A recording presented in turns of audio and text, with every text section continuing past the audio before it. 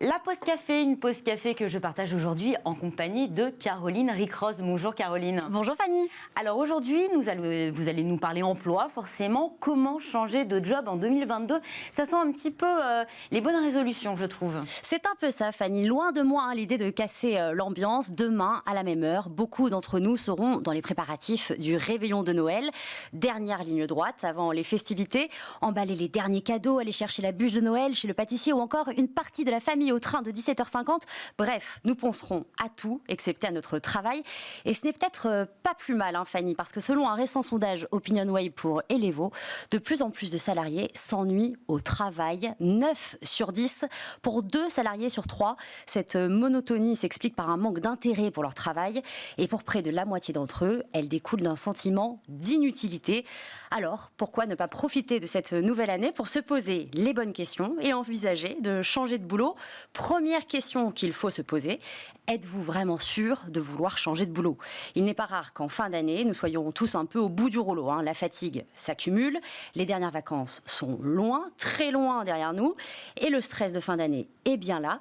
Mais pour autant, avez-vous vraiment envie de changer de travail ? Alors pour le savoir, il y a plusieurs signes qui souvent ne trompent pas. C'est une liste non exhaustive, bien sûr. Le premier signe, c'est la baisse de motivation.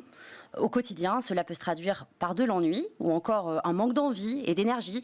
Par exemple, vous avez de plus en plus de mal à vous lever. Vous passez beaucoup de temps à surfer sur Internet au bureau ou encore vous mettez 1 heure à boucler un dossier qui ne demandait que 15 minutes à l'origine.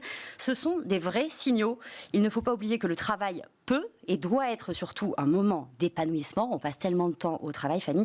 Aussi, quand on a une baisse de motivation, ça peut être un critère. Après, l'ennui est rarement le seul indice qui montre qu'on a envie de changer de travail.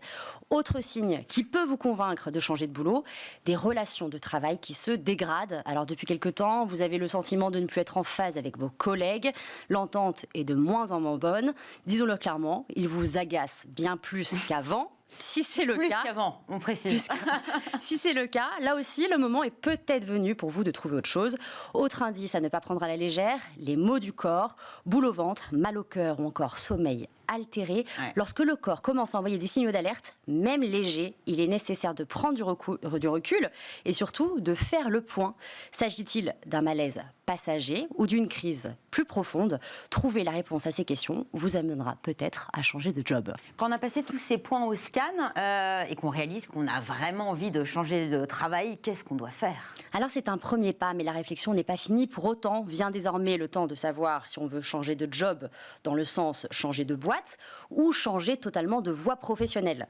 Alors dans le premier cas, il est vrai que les démarches sont plus simples. Il faut remettre à jour votre CV, relancer votre réseau professionnel et commencer à postuler.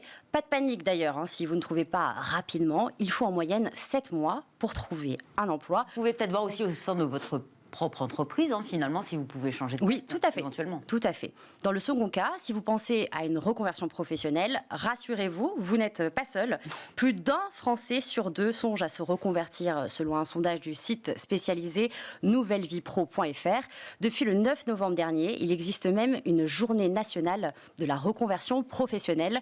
Toutefois, une reconversion professionnelle ne s'improvise pas.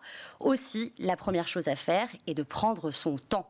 Identifiez bien vos désirs, vos aspirations pour faire le bon choix. Rappelez-vous le premier vers de la fable de Jean de La Fontaine, le lièvre et la tortue. Rien ne sert de courir, il faut partir à point. N'hésitez pas également à demander de l'aide. Vous pouvez par exemple bénéficier du projet de transition professionnelle. Il remplace l'ancien dispositif du congé individuel de formation qui a été supprimé depuis le 1er janvier 2019.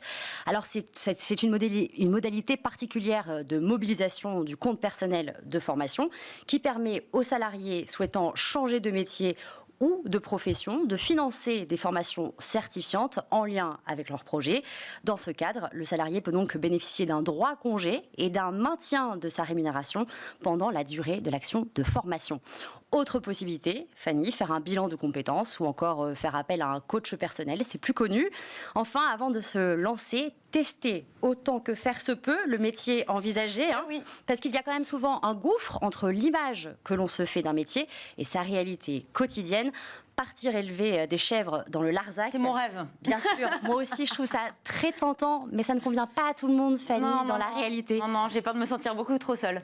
Alors pour être sûr, optez donc pour un rapide stage d'observation ou encore du bénévolat. Et si vraiment vous ne pouvez pas, ce qui peut se comprendre, hein, n'hésitez pas à recueillir des témoignages de professionnels qui sont déjà installés dans le métier en question. Et puis on le sait, Caroline, il y a certains secteurs qui sont en pénurie de talent, donc ça recrute. Est-ce que vous pouvez nous donner quelques pistes ? Oui, et c'est une bonne nouvelle d'ailleurs hein, pour cette fin d'année. Le marché de l'emploi s'annonce sous des bons auspices pour 2022.